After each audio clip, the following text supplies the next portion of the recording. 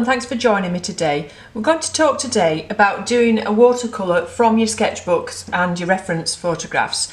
So I'm actually going to just talk through what I've done today and show you what I've done, and then when we come back in the next video I'll put the whole video on of the whole process of this painting. So a few weeks ago I went out with my sketchbook, and this is one of the little sketches I did whilst I was out, and it's near Langdale. And that was a photograph from exactly the same position, so I'll pop these in the corner somewhere so you can see them a bit more clearly. So you can see the photograph differs quite a bit from the sketch, which is why it's important to do your sketches as well, because you get a feel for the place when you're there and for the weather, the time of day, things like that. So, and also it gives you some ideas for composition, how you might change the composition perhaps when you get home. So these are all things to work from when you get back to the studio. Now, if you don't have a printer to print off your photographs, don't worry, you could just do them straight from the laptop or from your phone. But the camera just gives you a bit of an idea and a reference to where things were and the colours and things like that, but your sketches give you more of an atmosphere and a sense of place. So you're sort of combining the two when you get back into the studio, really.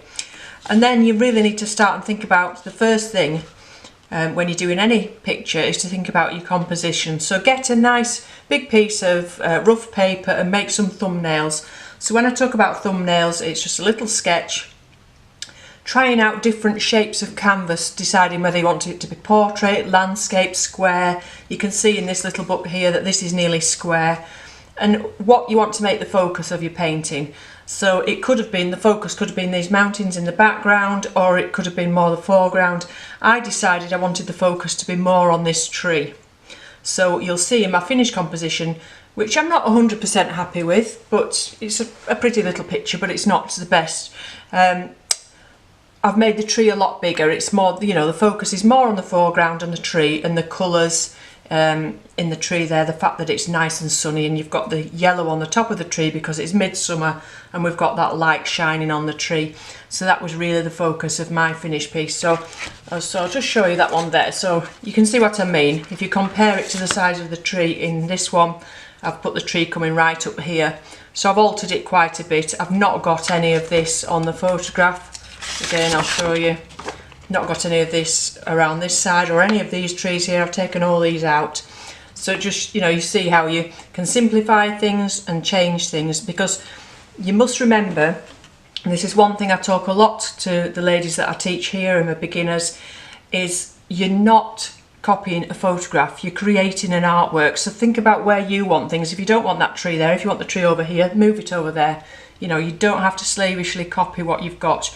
You're making a picture from these references. This is your picture. Whoever's going to be looking at this picture later, if it's up on the wall, if it's in your studio, if it's just on the side and you show it to your partner, whatever, they're not going to have this in front of them. All they're going to see is this and say what, you know, whether they like that or not. They're not going to say, look at the photograph that you've copied it from, or indeed your sketchbooks. Okay, so in the sketchbook, I'll just show you actually one moment. I was just going to show you actually what I take with me. So I'll pop that out of the way for a minute.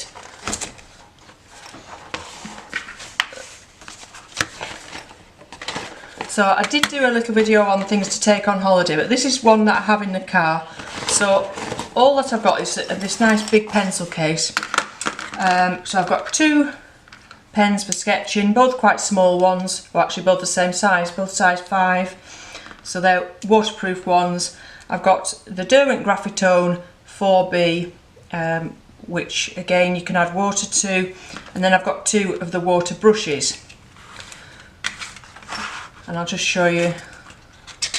So that was some trees there as well, and this is just a thick cartridge paper. I'll just see what make it is, and that's a Dale Rowney one.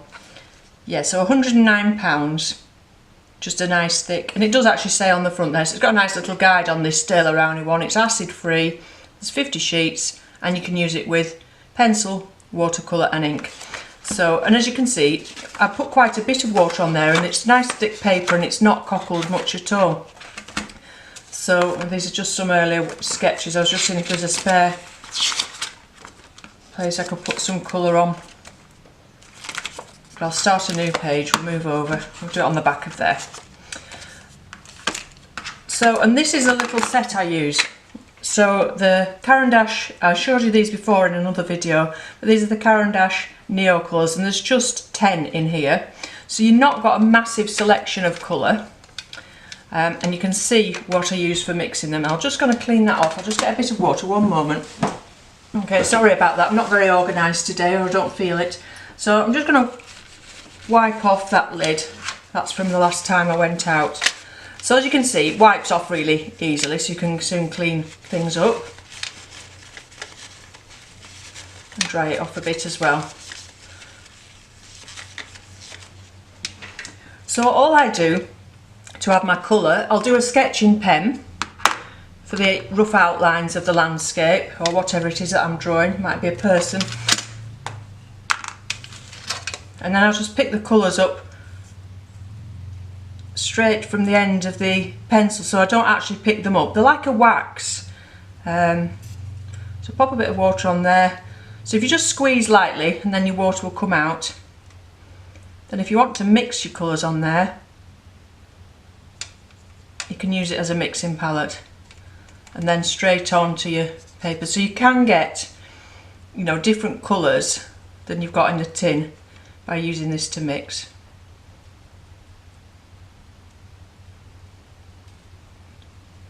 And every now and again, especially when you're outside, you're just near the grass or whatever, you can just, I'll just do it over the tissue, just squirt it out like that, and that gives it a nice clean. So the other thing I have in the car is a bottle of water to refill them because they soon run out. And then of course you could just use them more straight from the pen there.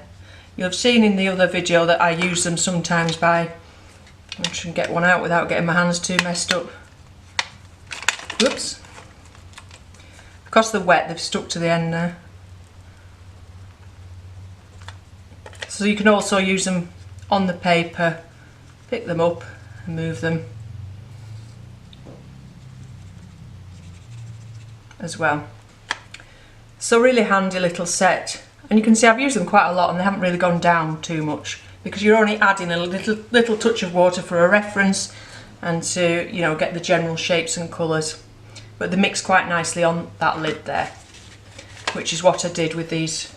So I'll just show you again the original one for that one. So just a few colours there, probably the purple mixed with the green, I think, and then some of that nice orange colour at the end there. So quite a handy little set just to have in the car. So that fits in there as well, everything fits in together. Just put my lid, and before you put them away, give them another squirt out, just make sure they're clean. So the sketchbook and the colour and all your pens and brushes all fit together quite nicely, and that's just enough to have in the car really. So I'll put that out of the way now. So that was the actual sketchbook and kit that I used to do it, and then of course this is what I did when I got back in the studio. So I started with a little ink drawing. You can probably only see them very faintly, the lines of the distant hills there and some lines on the tree. Bit more detail in the drawing of this foreground wall because obviously it's a lot closer to us. So the colours I used quite a limited palette. So to show you, that's my palette before I've washed it now, so there's not too many colours going on in there. I've used Winsor Violet, Burnt Sienna, Sap Green, Yellow Ochre, Cobolt Blue and some Cadmium Yellow. So I started in the back with the Winsor Violet mixed with a little bit of the Burnt Sienna. Now I know those colours you can't really see in there, but this was my interpretation and I wanted it quite nice and warm, and there was a lot of the sienna type colours in some of these trees and I wanted it all to blend nicely together. So that's why I used these in the background, and as you can see it was very cloudy and you could hardly see the distant hills. So I wanted them to be really faint and in the background. So I used very light washes, but those same colours come all the way through the painting into the foreground wall, so that it's a very harmonious composition really. So this is something we're perhaps going to again another day, is the use of colour and the choice of your colours depending on the scene and what feeling you want to get. So by just using those very few colours, and quite subtle colours with lots of water. It's a very sort of summery, loose, free feeling to it. So in the background I don't have any of the Cadmium Yellow or the Cobolt Blue, those are just in the foreground. So as you come forward, I always work from the back to the foreground. You'll see when I do the full painting later that I'll leave the tree till the last, so that was all left, and I work my way forward. So very loose washes at the back and then gradually building it up.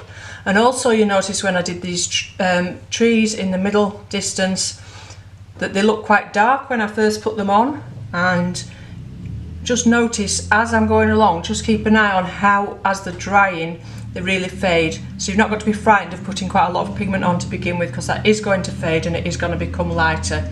Similarly with under the canopy of the tree here, obviously because it's midsummer it's in full leaf, so this trunk underneath is pretty dark and we've got shadow underneath. So just think about that your watercolours are going to fade as they dry, so don't be frightened to put plenty of pigment on there. I could have even put more actually in the tree, I'm just looking at it now, put a bit more detail in some of the leaves in the foreground. But I didn't want to overdo it with the detail, I just wanted a feel for the subject really.